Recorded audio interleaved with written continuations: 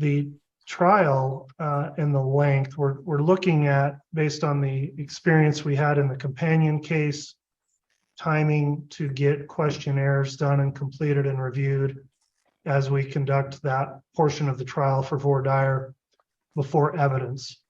We're scheduled to start evidence on April 1st, and the court would consider that we probably want at least the full week before, like we had in the first case, if not some additional days. So I'd like to get some input on when the parties think we should potentially commence the passing out of questionnaires to potential jurors, who will then submit those, and then we'll of course take those back for review before we start the actual voir dire. Looking at the calendar, I was considering either 2 weeks or a week and a half. We did it in a week before, and I think this questionnaire, where it's a capital case, may take longer to both review and to fill out. So we may need to have some smaller groups. So I'm looking at maybe starting that process the week of the 18th of March, possibly on the 18th or the 20th. I don't know that we would have really enough time if we took just 1 week starting on the 25th. So that's kind of the first topic I want to discuss, and I just want to get council's input on that. Ms. Blake, starting with the state, what do you think about the necessary time we'll need to go through questionnaires, get those submitted and review them before we can start our group voir dire? Your Honor, I think the state is in agreement with what's been represented by the court. We would be inclined to recommend that we set a 2-week time period for that. Just essentially better safe than sorry if we get through them a little bit quicker. Otherwise, I think that it may delay the start of trial if we didn't have them selected. So I guess whether we want to be a little flexible on the actual day that we start the trial, or whether we want to come in a little earlier before the set start date, would be in the court's discretion, obviously. But I think if we do 2 weeks, that would be sufficient to make sure we had plenty of time. Okay, well, I appreciate your comments. And of course, part of that decision affects when we get things set up and are going to be there, and need to coordinate that with Ada County. And I've confirmed that they are available in those timeframes to begin if that's when we choose to start. Mr. Pryor, on behalf of the defense, what are your thoughts on starting with the distribution of questionnaires to a jury pool? Judge, I agree with the court's analysis, and that 2 weeks is appropriate. Okay. I will confirm those dates and get back to council. We'll still have a starting proposed date for evidence of April 1st, but we'll look at questionnaire process likely on the 18th of March. So we may submit a supplemental order that covers that. If not, I'll just make sure that council's advised of the dates we'll be doing that. So that's the first issue I wanted to discuss. In terms of our length of trial, assuming we do start evidence on or about the 1st of April, we've got it set through the months of April and May as it currently sits. I just wanted to get an update from the state as to whether or not you think that is still an accurate time frame for your trial, Ms. Blake.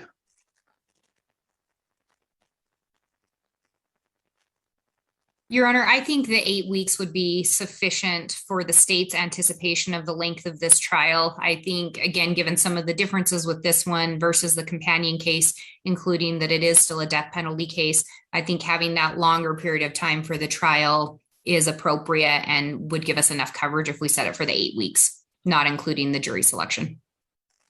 Okay. Mr. Pryor, any thoughts on our current scheduled time frame and whether you think that's adequate?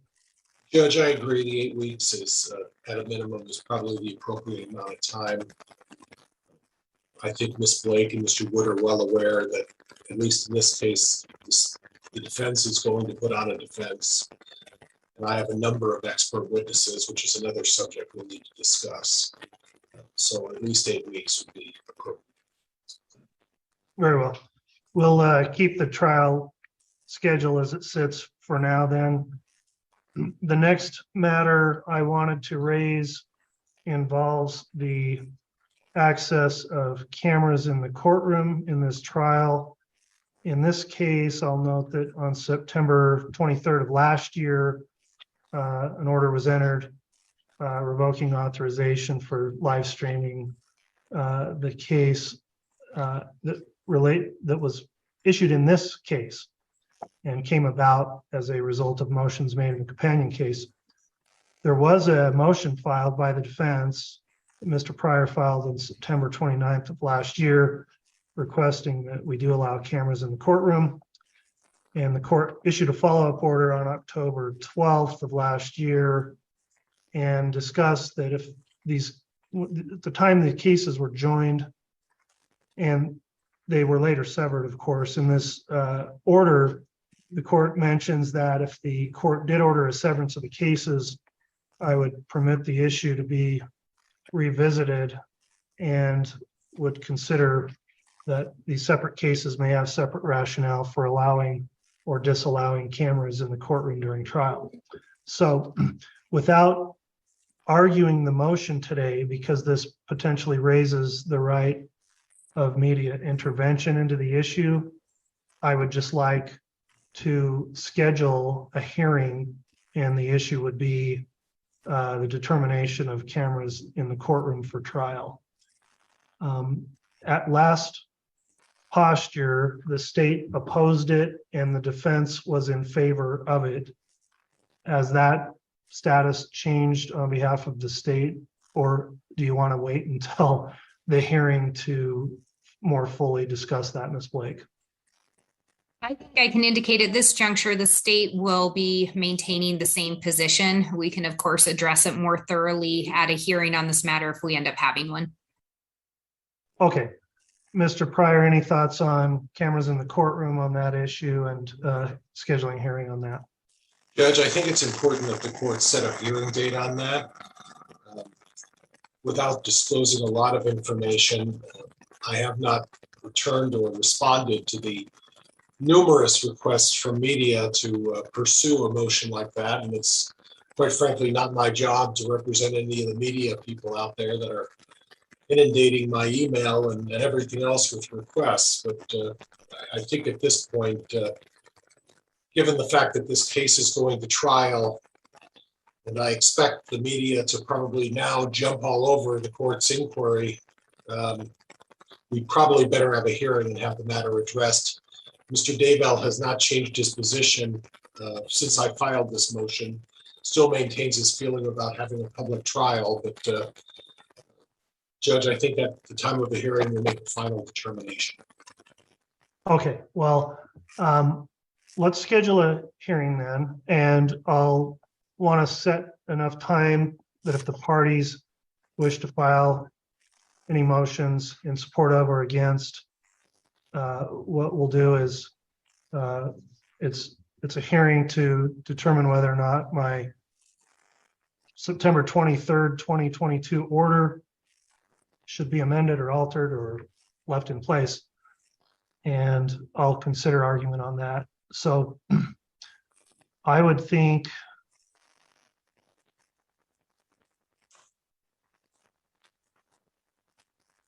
counsel, would it be reasonable to look at a December setting for that motion? Judge, I think that's probably a good idea. Quite frankly, based on the amount of attention I seem to draw on this issue, I can't speak for what the state's getting requests for, but I expect, unfortunately, that a number of media outlets and other folks are going to jump all over this thing, and I think it's going to take some time to properly address it.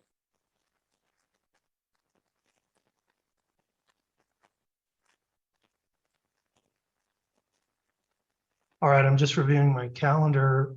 I'm really pretty booked up in December, but I can move things around.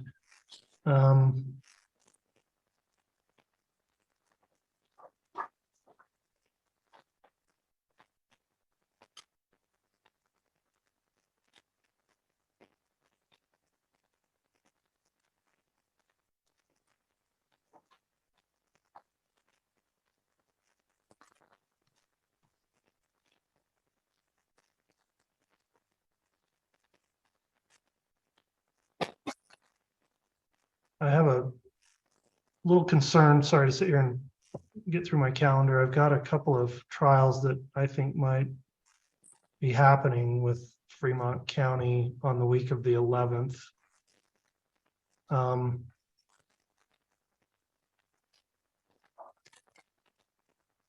What about Thursday, December 7th? Judge, I have a matter on that day that I have to attend to. I apologize, but other than the week of the 4th through the 8th and the 20th, I'm available at any time.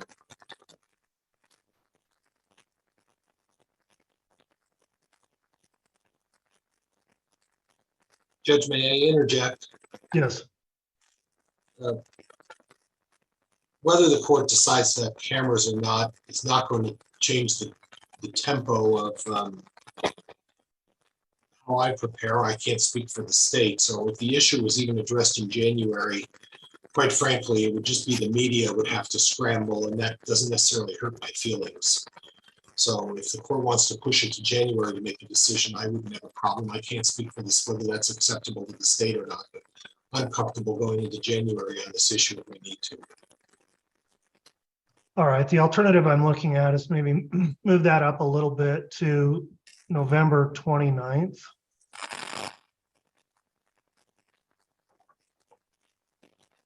I'm available on the 29th, Judge.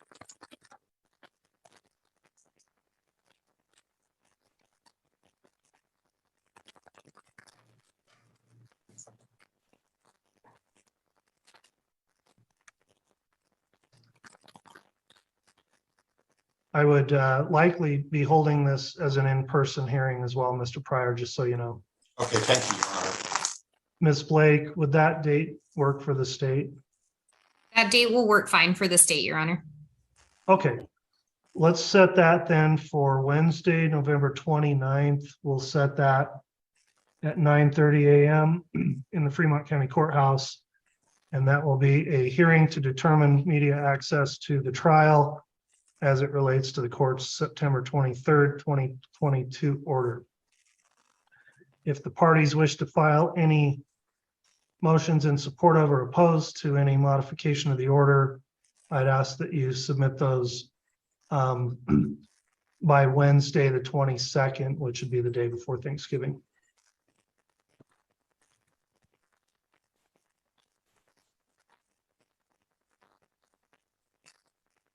All right, we'll get an order out setting that. Anything else to address on that issue, Ms. Blake or Mr. Pryor? Nothing further from the state, Your Honor. Thank you. Nothing from the defense, Your Honor. Thank you. All right, counsel, that I think covers what I wanted to specifically address today.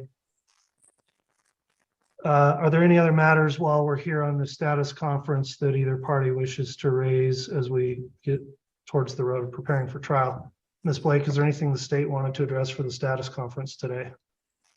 Yes, Your Honor. One of the reasons that the state had wanted to have a status conference is with the last case, and especially when the cases were joined for trial, the court had set a monthly hearing date that we just had a day set aside so that we weren't scrambling to find dates to coordinate with counsel's calendars and the courts. So we would like to request that the court consider doing that. The state does have 3 motions that we intend to be filing here in the next week or so. And I'm not sure when the first availability for a hearing date would be, but if we could maybe set a monthly date just to have that preserved. So that was one issue. Another one, and I think Mr. Pryor was going to address this as well, but we just wanted to make sure that we had the discovery deadlines, that we were all on the same page. I think there was some confusion or concern on the expert deadlines. We had modified those previously when it was a joint trial. We changed those up a little bit. So I think we just wanted to make sure we were on the same page with those disclosure deadlines. And with the court setting the jury selection, I think we also just wanted to double check if jury instructions, if that's going to affect any of those filing deadlines. Since the official trial start date would be April 1st, but we would be starting some other stuff on the 18th of March. We just want to make sure that doesn't impact the deadlines. And then we also I think the court was waiting on a stipulation from the parties regarding some DNA testing that had been requested by counsel. In fact, that was the main basis for the severance in this case. It's our understanding that the defense is not going to pursue additional testing. We wanted to make the court aware that the state is not going to pursue additional testing at this time. That has been a little frustrating for the state because we do feel that that was, if not the sole basis, the main basis for the severance. And we're now incurring a second cost of trial, time for court staff and, of course, the offices involved in this, as well as extra testimony for the witnesses. So it is a little frustrating, but we did want to update the court that it's our understanding that testing is not going to be completed so that the court is not waiting to see that or a stipulation regarding that matter. Okay, well, I was not aware of that, so I appreciate you bringing that to my attention. In terms of thank you, Ms. Blake. And I'll get to you in a second, Mr. Pryor. I agree it would be helpful to begin with at least monthly set dates for motions. In lieu of trying to dig through calendars today, I'll reach out likely through my staff attorney or through an email to counsel to get availability. For now, I will intend to hold at least once a month pretrial hearing dates on a standing basis so that the parties have time to argue any motions. We'll start with this November 29th day, and where we've got the media issue scheduled. If the state wants to tag on any other additional hearings on that day, let's do that. If you think you need something before then, contact me, and then we'll go ahead and look at a date for December, January, and February, and make sure that council's all available on proposed dates, and we'll get monthly hearing dates set on the calendar going forward. In terms of the discovery deadlines, it sounds like Mr. Pryor wants to address that and the court's scheduling order.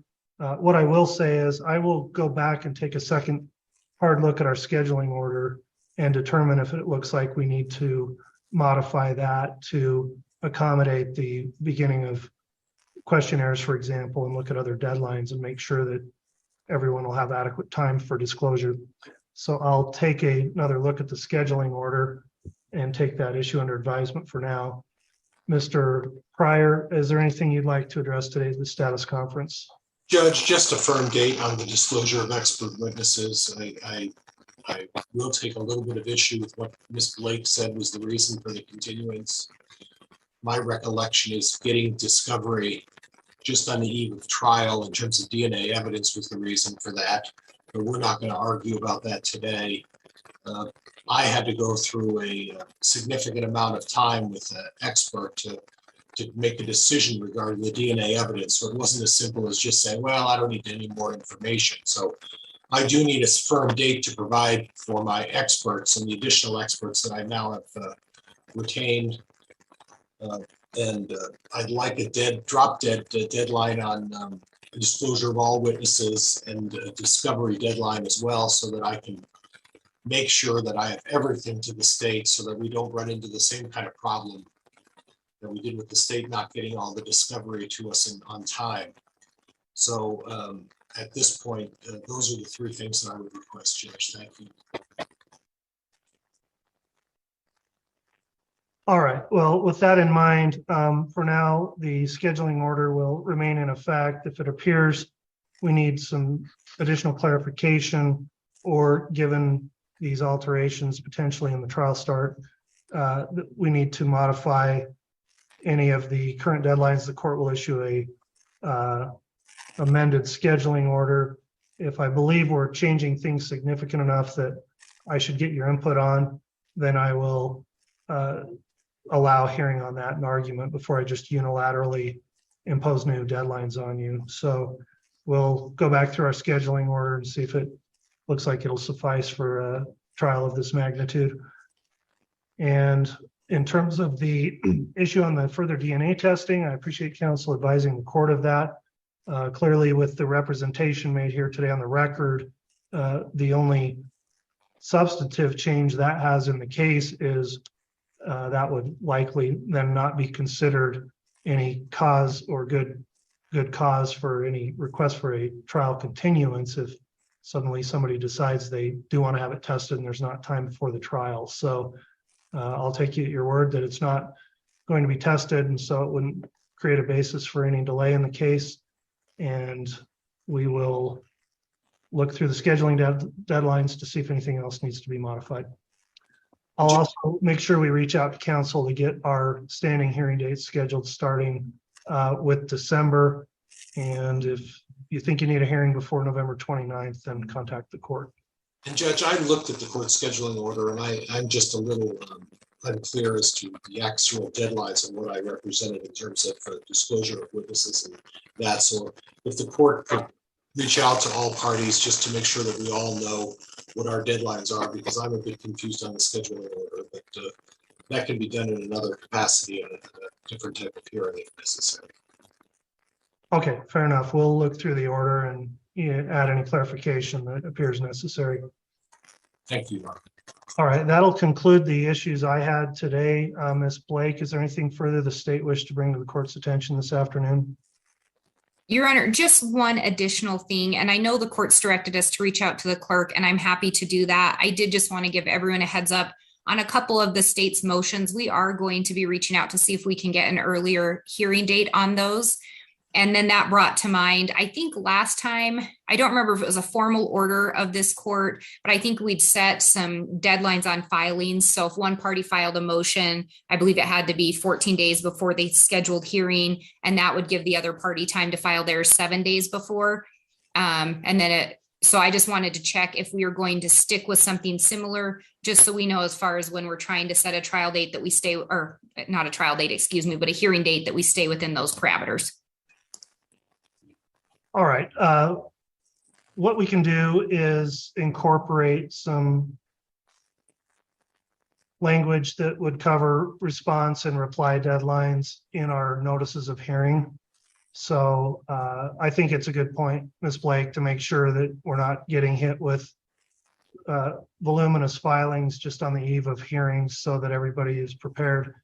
I'll include language in future schedule of hearings to incorporate deadlines for filing of motions to be heard on those dates, as well as responses and replies. Mr. Pryor, anything else to bring up this afternoon? Judge, just that I'm a bit concerned Ms. Blake's going to try to get a hearing date before the November 29th hearing. And I would note, Judge, that I'm a little stacked up, and given the holiday for Thanksgiving coming up, I'm not going to be difficult, but it's going to be difficult for me to find some time before the 29th of November to have such a hearing. Knowing that we discussed with Ms. Blake what those hearings are, I'm going to find that problematic. So just so the court's aware of it. All right, well, I'll leave it up to council to contact us and schedule things and try to work together to have a agreed upon date. But if it can't, then I'll set hearings for you. So I appreciate the concern there, Mr. Pryor. All right, I believe that'll conclude this portion of the hearing today. As I mentioned before we started, there's also an ex parte issue that the court finds is properly brought by the defense. I will conclude this public part of the hearing, and an ex parte motion will next be heard, which will be sealed in a closed hearing, and the court will allow Mr. Pryor and Mr. Daybell to remain in this hearing and ask that all other parties be excused. So thanks for your attendance this afternoon. Let's go ahead and take about a 5-minute recess to clear everyone out of the courtroom, so to speak, virtually, and then we will continue with the ex parte hearing, Mr. Pryor.